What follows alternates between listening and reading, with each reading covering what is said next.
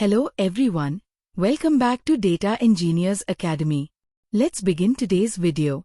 Our objective is to identify the winning team based on the match results using the given tie-breaking rules. This is the playground. Scores table.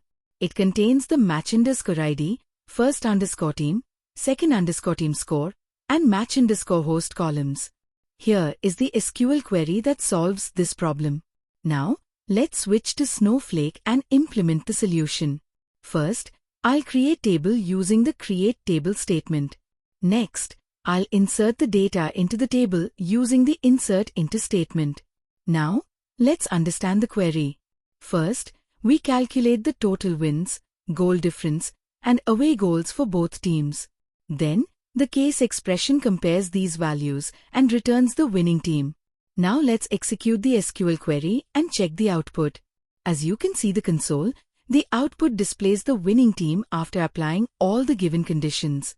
This matches the expected output. For any training updates, please contact us at 720-720-9005. Thank you.